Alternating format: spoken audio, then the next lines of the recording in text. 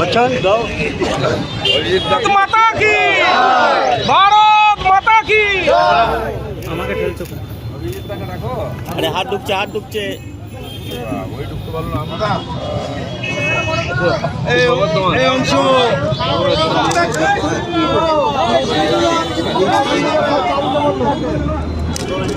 এই রিপোর্টারদের চা দাও দেবে না নাকি সর একটু এবারে সবাই দিকে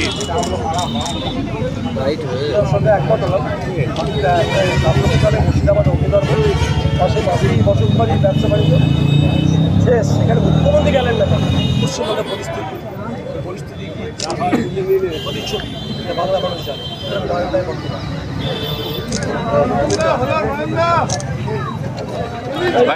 দারুণ এদের যারা বসে আছেন না সবার যেরকম কাটছে আমারও কাটছে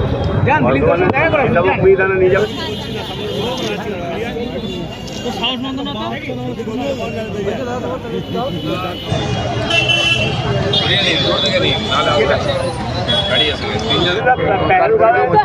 পহলগাঁয়ে যে জঙ্গি হামলা কি বলবেন?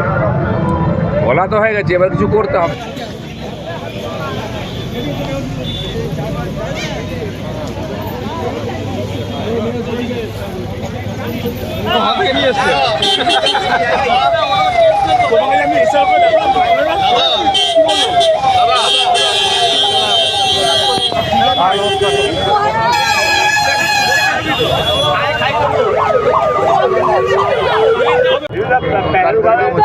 পহলগাঁয়ে যে জঙ্গি হামলা কি বলবেন? বলা তো হয়ে গেছে, এবার কিছু করতে হবে। সরকার শুরু করেছে, এপাশে জঙ্গিদের বাড়ি উড়িয়ে দিচ্ছে, সমস্ত পাকিস্তানের সঙ্গে সম্পর্ক ছেদ করেছে। জল যেমন আগে আমরা অন্যায় করলে গ্রামে কেউ ধূপানাপিত বন্ধ করতাম, আগে আমাদের সরকার পাকিস্তানকে জল বন্ধ করেছে। এখন সমস্ত মিডিয়া, যোগাযোগ, ব্যবসা বন্ধ করে দিচ্ছে। পৃথিবীর থেকে তাকে আলাদা করতে হবে। আর দুনিয়ার সমস্ত দেশ নরেন্দ্র মোদীকে সাপোর্ট করেছে, আপনি যা করবেন ঠিক, ভারতের সঙ্গে আছে। তো প্রাথমিকভাবে বর্তমান সভ্য জগতে যেটা করা সম্ভব, একটা দুর্বৃত্তকে সাজা দেওয়ার জন্য সেই রাস্তায় এগোচ্ছে ভারত। দরকার হলে চরম পর্যায়ে যাবে, ওই দেশ টুকরো হবে, ওই দেশের মধ্যে একটা এমন অব্যবস্থা হবে যে সরকার থাকবে না। দুঃখের বিষয়, ওইখানকার যে জনসমাজ তারাই কষ্টের মধ্যে থাকবে, যেমন বাংলাদেশে আছে। রাজ্যের মুখ্যমন্ত্রী জগন্নাথ মন্দির উদ্বোধন করতে গেছেন, তার আগে তৃণমূল বলছে বিজেপি কেন্দ্রীয় সরকার একাধিক ট্রেন বাতিল করেছে। ট্রেন কোথাও ট্রেন বাতিল করেনি, দীঘা যাওয়ার বেশ কিছু ট্রেন বাতিল, কোনো ট্রেন বাতিল হয়নি। ওনারা যদি বলেন বন্ধ করতে, ঠিক আছে, কোনো ট্রেন বাতিল হবে না। কেন বাতিল হবে? শিডিউল কোথাও চেঞ্জ হয়নি। ওনারা মিথ্যা প্রচার করছেন, যেমন জগন্নাথ দেব ভেসে এসছেন বলে একটা ভাঙা মূর্তি নিয়ে এসে দেখাচ্ছেন। দুজনকে ইমামদের সম্মেলনে দুটো ওদের পার্টির মস্তানকে সাধু সাজিয়ে নিয়ে গেছে। তো বাল্মীকি যেমন হয়েছিল, আর যেমন রাবণ এসেছিল ব্রাহ্মণ সেজে, ওরাও তাই করার চেষ্টা করছে। বাংলার মানুষ চিনে গেছে। সর্বনীয় রাজনীতি বলছে এই দীঘার জগন্নাথ মন্দির নিয়ে কি 26-এর নির্বাচনের কিছু এক্সট্রা ভোট? না, ভোট তো মানুষ দেবে, ভগবান তো দেবেন না। আর ভগবান সব জানেন কার মনে কি আছে, কেন কে করছে। রাম মন্দির স্থাপনা হলো তো বিজেপির ভোট তো বাড়লো না, কমে গেল। মন্দিরের জায়গায় মন্দির থাকবে, ভগবানকে নিয়ে রাজনীতি নয়। আমরাও ভগবানের বিরুদ্ধে নয়, আমি নিজেও যাব সুযোগ পেলে সেই জগন্নাথ মন্দিরে। জগন্নাথ পুরী থেকে এত দূর চলে এলেন, আমরা একটুখানি যাবো না? মমতা ব্যানার্জি ভাবছেন যে জগন্নাথের নাম করে বৈতরণী পার হবেন, সেটা হবে না। জগন্নাথ হচ্ছেন জগতের নাথ, সব তার নখদর্পণে আছে। আর জগন্নাথের বৈশিষ্ট্য হচ্ছে তার চোখ আছে বড় বড়, হাত নেই, পা নেই, মানে সব দেখেন, উনি সব দেখছেন। পাপ তাপের ঘোড়া ভরে গেছে। দেখুন, এসএসসি হোক বা টেট হোক, দুর্নীতির বিরুদ্ধে লড়াই চলছে, বিক্ষোভ চলছে, তো গণতান্ত্রিক পদ্ধতি, কিন্তু সমাধান নাই। যে সরকার আছে সে সমাধান চায় না। আরজি করের মতো এত অমানবিক ঘটনাকে চাপা দেওয়া হলো। 26,000 চাকরি গেছে, কোনো দুঃখ নাই। হ্যাঁ, আপনারা কাজ করুন, দেখে নেব, তাদের ভাতা দেওয়া হচ্ছে। উনি যতদিন আছেন ভাতা দেবেন, তারপরে তার দায়িত্ব কে নেবে? তাদের পরিবারের দায়িত্ব কে নেবে আগামী 50 বছর? তো এগুলো হচ্ছে চালাকির রাজনীতি। এই করতে করতে যেমন মানুষের সয়ে গেছে না, গরম জলেতে ব্যাঙের কোনো কষ্ট হয় না শেষে। আমাদের বাঙালিদের তাই হয়েছে, সয়ে গেছে। কিন্তু সইলে তো হবে না, ভবিষ্যৎ প্রজন্ম কোথায় যাবে? আজকে কলকারখানা বন্ধ করে দিয়ে মন্দির তৈরি করলে হয়তো ভোট পাওয়া যায়, জানি না পাওয়া যাবে কিনা, কিন্তু ভবিষ্যৎ রক্ষা হয় না। এরকম বড় একটা ঘোটালা এবং ঘোটালার পর ঘোটালা, নিজের রেকর্ড নিজে ভাঙছেন মমতা ব্যানার্জি। তো এর একটা শেষ আছে। সিপিএম এক সময় ক্ষমতায় ছিল, এদের চেয়ে অধিক শক্তিশালী সংগঠন ছিল, বেশি ভোট ছিল, কিন্তু মানুষ তুড়ি মেরে একদিন উড়িয়ে দিল। আর এ তো বাঁশ পাতার মতো, কখন উড়ে যাবে কেউ জানে না। বারবারই তো বলা হচ্ছে যোগ্য অযোগ্যের তালিকা দিয়ে দেওয়া হবে। কে দেবে?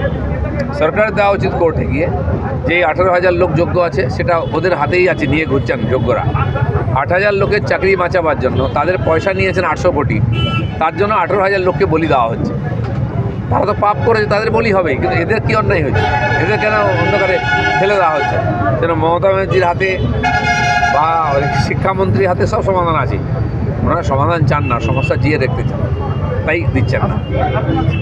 চলুন, ধন্যবাদ। আর না, যুদ্ধের পরিস্থিতি তো একটা তৈরি হয়েছে, প্রত্যেকটা মানুষই ফুটছে। কি বলবেন গোটা বিষয়টাকে? কারণ অনেক সময় যুদ্ধ হয়, শান্তি চাই, বার্তাও আসে। যেদিক থেকে পাকিস্তান হয়েছে 48 সাল থেকে যুদ্ধের পরিস্থিতি, 4-5 বার যুদ্ধ হয়েই গেছে, আর পাকিস্তান যতদিন থাকবে এই পরিস্থিতি থাকবে। কিন্তু এটাও ঠিক, ভারতবর্ষ এতদিন সহ্য করেছে বিদেশি আক্রমণকারীদের অত্যাচার, আমাদের মঠ মন্দির ভাঙা, এখানে মানুষকে অত্যাচার করা, হত্যা করা, তার প্রতিকার করার সময় সময় চেষ্টা হয়েছে। নরেন্দ্র মোদী সরকার আসার পর থেকে দেখিয়ে দিয়েছে যে এগুলো আর চলবে না। মানে আর একটা অপরাধ করেছে পাকিস্তান, তারও সাজা পেতে হবে। হয়ে গেছে ভাই।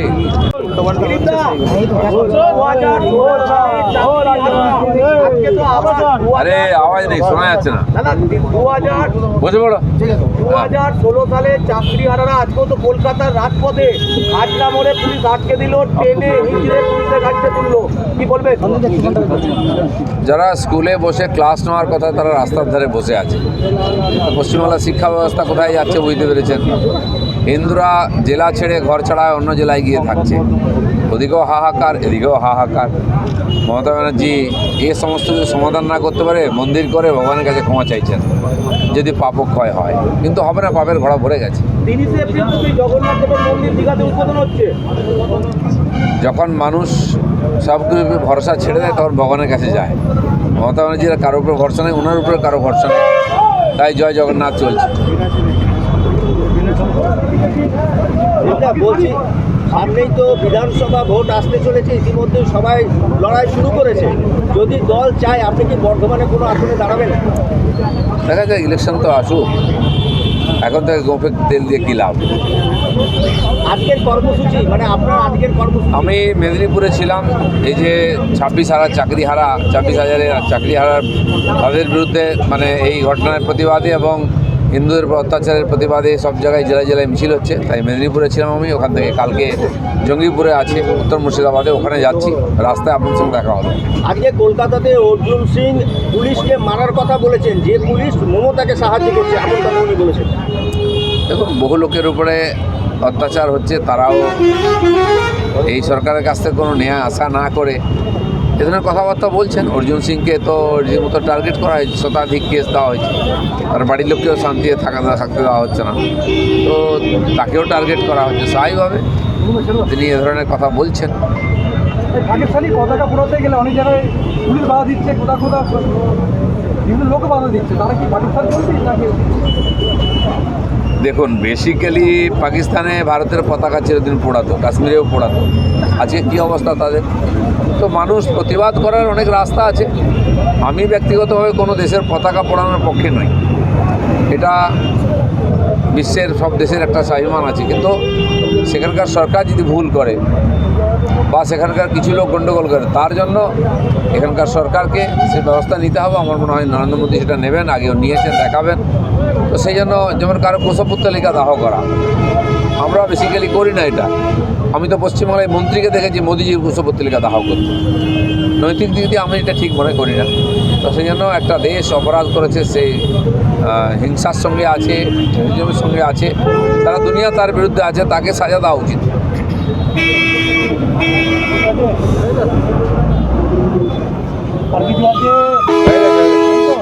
সকাল থেকে